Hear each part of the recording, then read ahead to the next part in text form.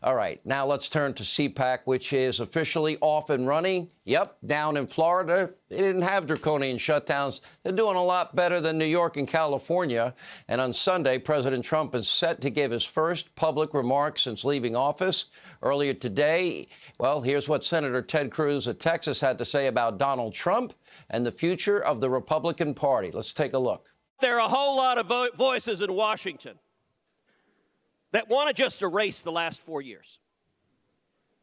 Want to go back to the world before, where we had government of the lobbyists, by the lobbyists, and for the lobbyists. Where the Republicans' compelling message was, Republicans, we waste less. They look at Donald J. Trump and they look at the millions and millions of people inspired who went to battle fighting alongside President Trump, and they're terrified. And they want him to go away. Let me tell you this right now, Donald J. Trump ain't going anywhere.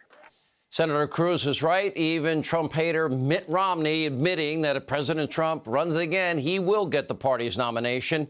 Now we have Minority Leader Mitch McConnell saying he will support President Trump in 2024 if he becomes the party's nominee.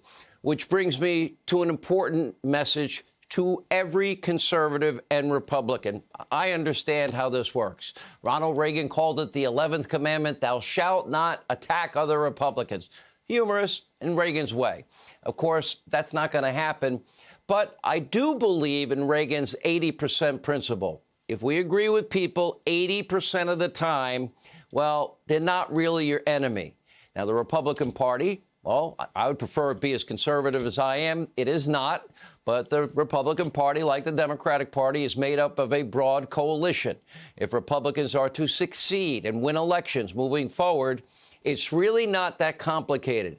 They have to stop the infighting, focus on a few basic America first, make America great again, Reagan conservative principles. Let's see. Conservatives, what do we believe? We believe in freedom. We believe in liberty. We believe in limited government, lower taxes, less bureaucracy, so we have a good business environment and we can create jobs. We believe in constitutionalists on the bench, judges.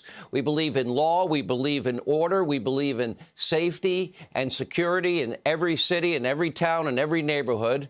Parents should have school choice all across the country. We want our borders secure. We want free and fair trade. We believe in energy independence for national security reasons. And we like to pay lower prices at the pump and less for heating our homes. We believe in the First Amendment and, yes, the Second Amendment. We believe in the Constitution. We believe in peace through strength with the meanest, toughest, most advanced military equipment on the face of this earth. And, yeah, free and fair trade. That's it.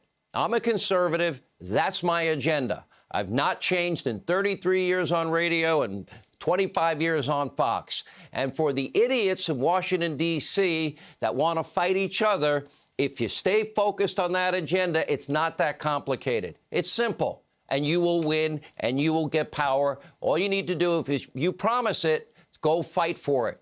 And by the way, affordable health care using free market standards, yeah, instead of Obamacare. By the way, not just for American first principles. That's not all what this is about. But also the smears, the attacks from Democrats, the media mob. There are enough enemies in your life. Here with reaction. Of course, this landmark Supreme Court case, Citizens United, David Bossie is with us.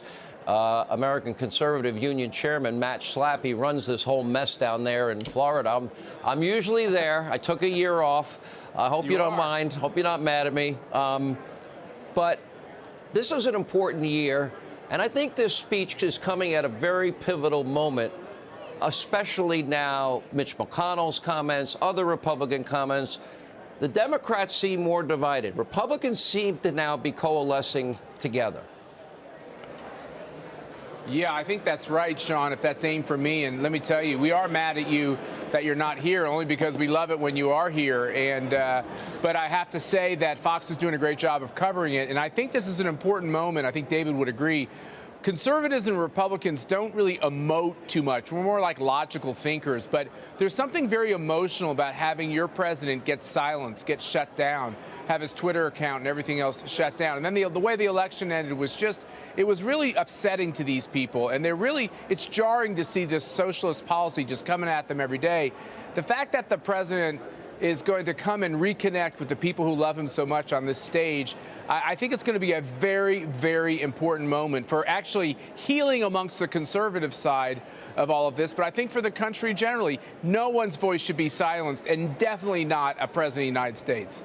You know, I'm noticing in H.R. 1, David Bossie, the bill the Democrats want, they want to take all the changes in election law and bake them into, you know, permanent status, things we were told were specifically designed in considerations for COVID.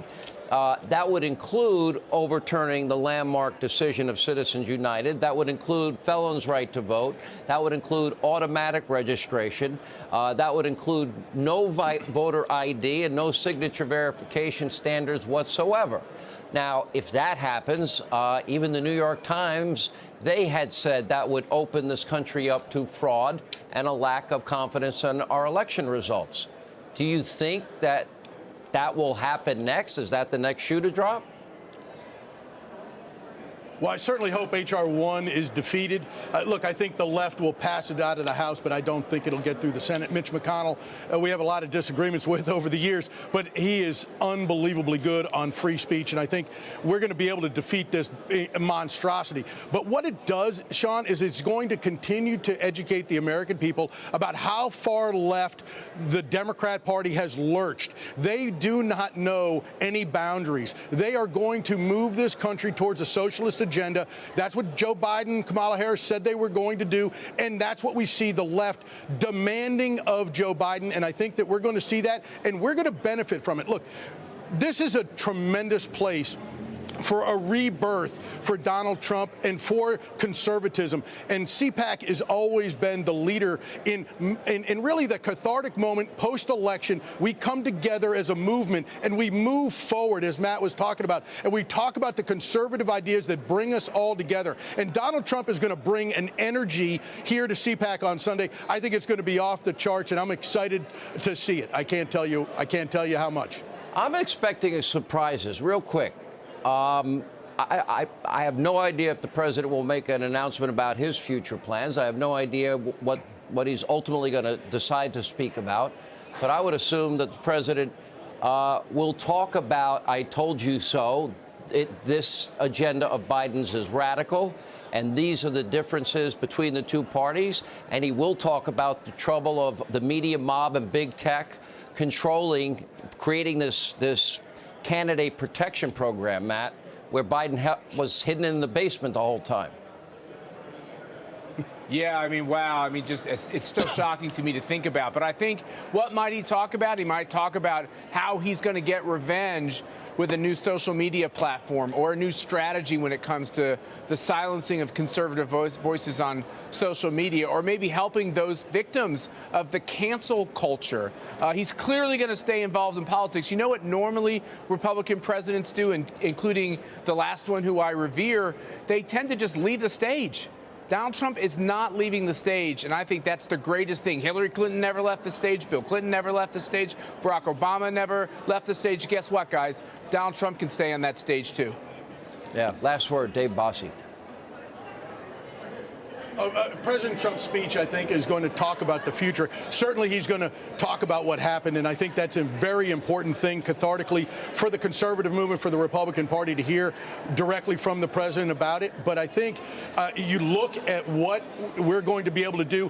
The left is going to move the Democrats are going to move so far left over the next year or two that 1994, 2010, all over again. We are going to see us be able to take back the House and Senate in 2022. Right. And Donald Trump is going to be the leader, the political leader, the idea leader, the thought leader, and the fundraising leader for our party over the next couple of years. And I think he's going to be tremendously successful at it.